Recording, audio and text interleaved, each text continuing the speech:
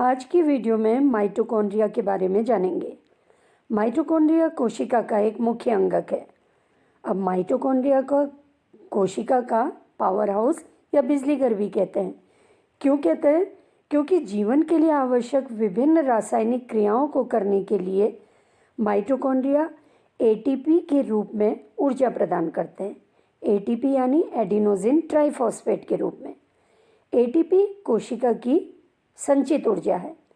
शरीर नए रासायनिक यौगिकों को बनाने तथा यांत्रिक कार्य के लिए एटीपी में संचित ऊर्जा का उपयोग करता है।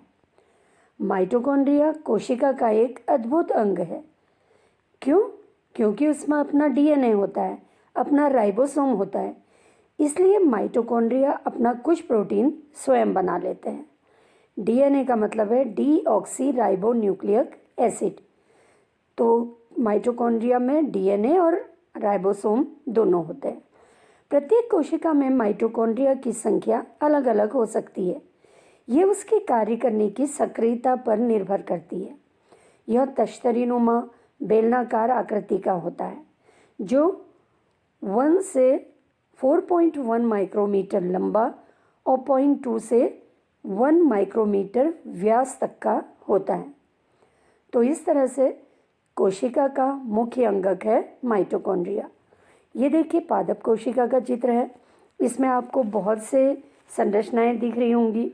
इसमें हरित लवक है, केंद्रक, गोल्जी उपकरण, केंद्रीय की झिल्ली और इसी तरह से इसमें माइटोकॉन्ड्रिया उपस्थित होता है। देखिए माइटोकॉन्ड्रिया चित्र में आपको दिख रहा होगा।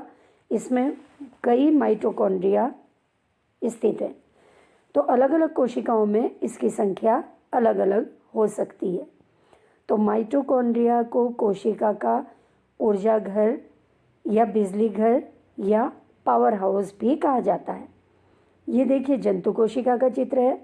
इसमें भी कई सारे अंगक आपको दिख रहे हैं। लाइसोसोम, राइबोसोम, प्लाज्मा झिल्ली, तारक केंद्रक, गोल्जी उपकरण, चिकनी अंतःप्रद्रव्य जालिका, केंद्रक और इसी तरह से देखिए माइटोकॉन्ड्रिया इसमें है।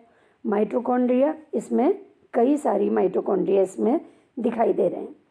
तो इस तरह से जंतु कोशिका और वनस्पति कोशिका दोनों में माइटोकॉन्ड्रिया उपस्थित होता है और इसकी संख्या अलग अलग कोशिकाओं में अलग अलग हो सकती है।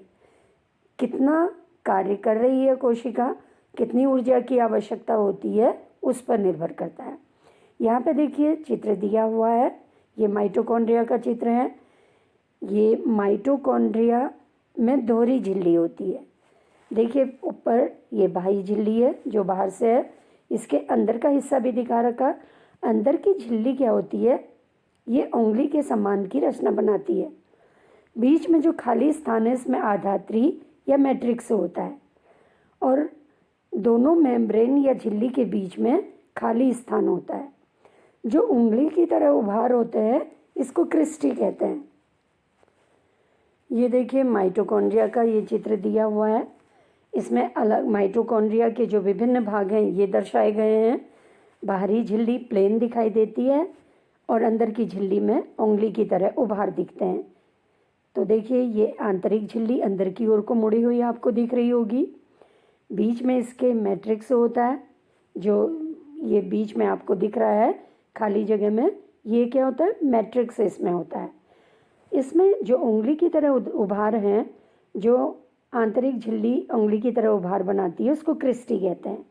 इसमें अपना डीएनए होता है, डीऑक्सी राइबो न्यूक्लिक अम्ल, और साथ ही इसमें राइबोसोम उपस्थित होते हैं।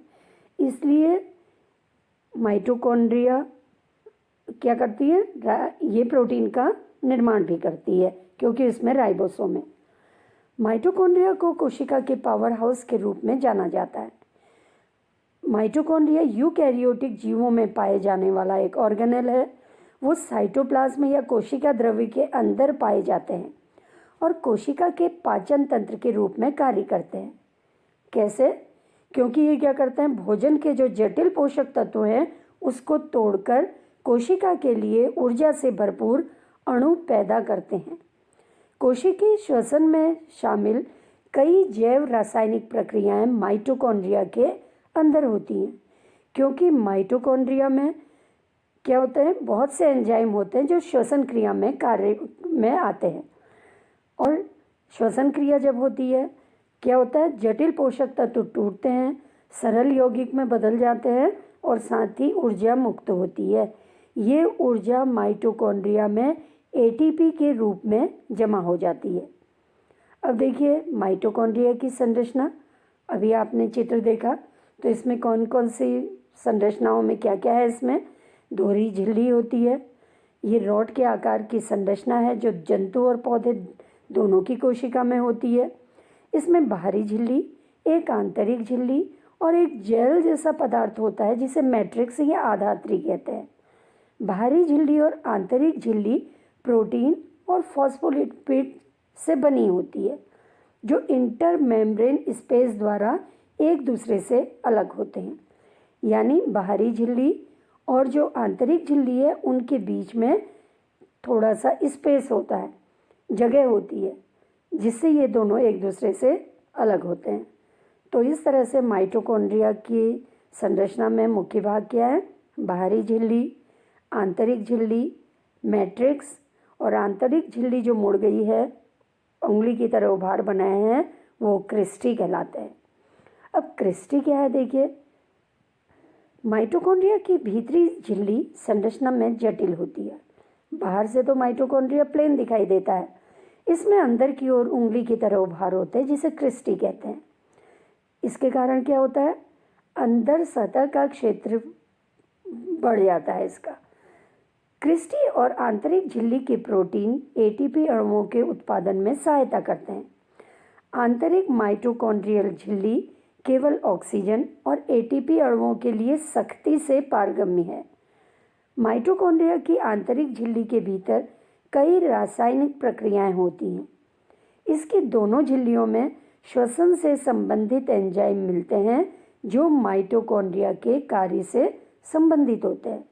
तो इस तरह से जो आंतरिक झिल्ली उंगली की तरह उभार बना रही है क्रिस्टी, इसका मुख्य काम क्या है, इस माइटोकॉन्ड्रिया की भीतरी सतह के क्षेत्रफल को बढ़ा देना। उससे जो श्वसन क्रिया होती है वो सुचारू रूप से चलती है। अब है माइटोकॉन्ड्रियल मैट्रिक्स। देखिए इसमें जो एक जेल जैसा पदार्थ है, चिपचिपा द्रव है, इसमें एंजाइम और प्रोटीन होते हैं। इसमें अकार्बनिक आयन, राइबोसोम, माइटोकॉन्ड्रियल डीएनए और कार्बनिक अणु भी होते हैं। मैट्रिक्स में मौजूद एंजाइम एटीपी अणुओं के निर्माण में मुख्य भूमिका निभाते हैं। अब देखिए एटीपी क्या होता है, एक तरह से ऊर्जा के सिक्के हैं समझ लीजिए। जब हमें ज़रूरत होती है ऊर्जा की, ये एटीपी के अणु टूटते हैं, एडीपी में बदल जाते हैं, एडिनोसिन डाइफॉस्फेट में, और साथ ही ऊर्जा मुक्त होती है। तो इस तरह से माइटोकॉन्ड्रियल मैट्रिक्स क्या है, श्वसन क्रिया में काम में आने वाले एंजाइम इसमें पाए जाते हैं। अब देखिए माइटोकॉन्ड्रिया के क्या कार्य हैं। पहला कार्य है, माइटोकॉन्ड्रिया में खाद्य पदार्थों का ऑक्सीकरण होता है जिसमें ऊर्जा मुक्त होती है। इसलिए माइटोकॉन्ड्रिया को कोशिका का पावर हाउस भी कहते हैं। माइटोकॉन्ड्रिया के द्वारा उत्पन्न ऊर्जा एटीपी यानी एडिनोसिन ट्राइफॉस्फेट के रूप में संचित होती है। कोशिका की मेटाबॉलिक एक्टिविटी को नियंत्रित करता है माइटोकॉन्ड्रिया। नई कोशिकाओं और कोशिका गुणन के विकास को बढ़ावा देता है। लीवर की कोशिका में अमोनिया को डिटॉक्स करने में ये मदद करता है। विभिन्न हार्मोन्स जैसे टेस्टोस्टेरोन, एस्ट्रोजन के निर्माण में सहायक है माइटोकॉन्ड्रिया। तो माइटोकॉन्ड्रिया के बहुत से कार्य हैं। साथ ही ये क्या करता है, प्रोटीन का निर्माण भी करता है, क्योंकि माइटोकॉन्ड्रिया का अपना राइबोसोम भी होता है।